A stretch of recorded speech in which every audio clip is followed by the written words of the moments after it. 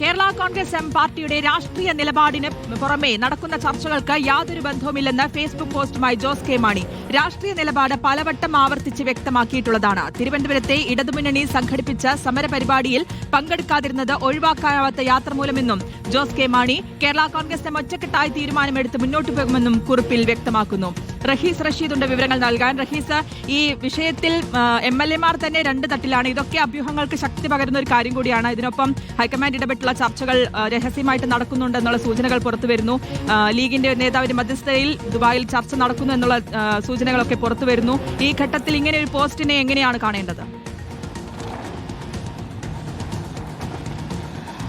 ശ്രുതി, കേരള കോൺഗ്രസ് എമ്മിൻ്റെ മുന്നണി മാറ്റ ചർച്ചകൾ മുമ്പ് ഉണ്ടായ സമയത്തൊക്കെ അങ്ങനെ ഒരു ആലോചന ഞങ്ങൾക്കില്ല എന്ന് കേരള കോൺഗ്രസിൻ്റെ ചെയർമാനായ ജോസ് കെ മാണിയും ഒപ്പം സ്റ്റീഫൻ ജോർജ്, അവരുടെ ഓഫീസ് ചുമതലയുള്ള സംഘടനാ ജനറൽ സെക്രട്ടറിയാണ്, അദ്ദേഹവും മാധ്യമങ്ങൾക്ക് മുന്നിൽ വന്ന്, ക്യാമറയ്ക്ക് മുന്നിൽ മാത്രമല്ല, സ്റ്റീഫൻ ജോർജൊക്കെ നമ്മളൊരു വാർത്ത കൊടുത്തിട്ട് ടെലി വിളിച്ചാൽ പോലും മറുപടി പറയുന്ന ഒരു സാഹചര്യമായിരുന്നു ഇതിനു മുമ്പ് ഉണ്ടായിരുന്നത്. പക്ഷേ ഇപ്പോൾ കേരള കോൺഗ്രസ് എം UDF-ലേക്ക് പോകുന്നു എന്ന സജീവ ചർച്ചകൾ നിൽക്കുന്ന ഒരു സാഹചര്യത്തിൽ ഇന്നലെ ജോസ് കെ മാണി ഒരു വാർത്താക്കുറിപ്പിറക്കി.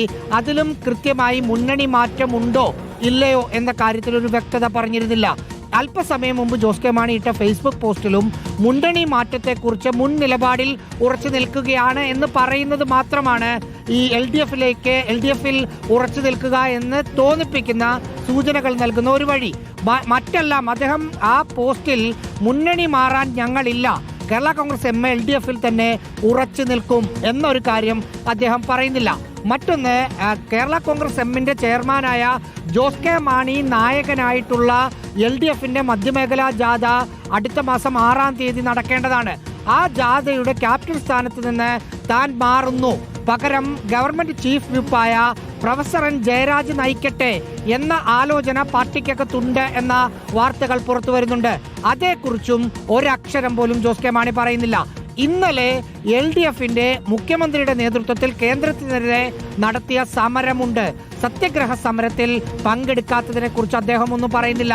അത് സംബന്ധിച്ച വാർത്തകൾ മാധ്യമങ്ങളിൽ നിറഞ്ഞു നിൽക്കുകയാണ്. കഴിഞ്ഞ 2 LDF യോഗത്തിൽ എന്തുകൊണ്ട് പങ്കെടുക്കുന്നില്ല എന്ന കാര്യം വ്യക്തമല്ല.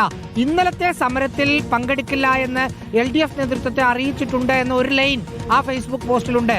പക്ഷെ LDF നേതാക്കളുമായി സംസാരിക്കുമ്പോൾ അങ്ങനെ ഒരു അറിയിപ്പ് കിട്ടിയിട്ടില്ല എന്നാണ് മനസ്സിലാക്കുന്നത്.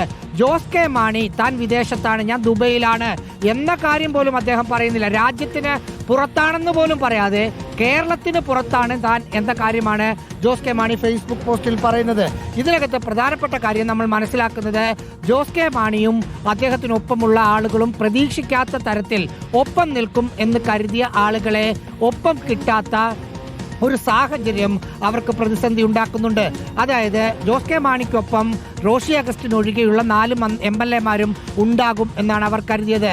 പക്ഷെ റാന്നി MLA പ്രമോദ് നാരായണൻ റോഷി അഗസ്റ്റിൻ അനുകൂല നിലപാടാണ് സ്വീകരിക്കുന്നത് എന്ന സൂചന നൽകി ഫേസ്ബുക്ക് പോസ്റ്റ് ഇട്ടിട്ടുണ്ട്. ഒപ്പം പ്രൊഫസർ N ജയരാജും അവിടെയും ഇവിടെയുമില്ല, എന്ത് സംഭവിക്കാം എന്ന നിലപാടിലാണ് അദ്ദേഹം എന്നും കൂടി മനസ്സിലാക്കുന്നു. ഈ ഒരു സാഹചര്യത്തിൽ ചില ചർച്ചകൾ നടത്താനുള്ള സാവകാശത്തിന്റെ ഭാഗമായി പ്രവർത്തകരെ അനുനയിപ്പിക്കാനുള്ള, മാധ്യമങ്ങൾക്ക് വിശദീകരണം നൽകാനുള്ള ഒരു ഫേസ്ബുക്ക് പോസ്റ്റായി മാത്രം അദ്ദേഹത്തിന്റെ പോസ്റ്റിനെ കണ്ടാൽ മതി. ഒരു തരത്തിലും മുന്നണി മാറ്റ ചർച്ചകൾ അദ്ദേഹം തള്ളിക്കളയുന്നില്ല എന്നതാണ് ജോസ് കെ മാണിയുടെ ഫേസ്ബുക്ക് പോസ്റ്റിന്റെ രാഷ്ട്രീയം. ഓക്കെ, വ്യക്തമാണ്. റഹീസ് റഷീദാണ് വിവരങ്ങൾ നൽകിയത്.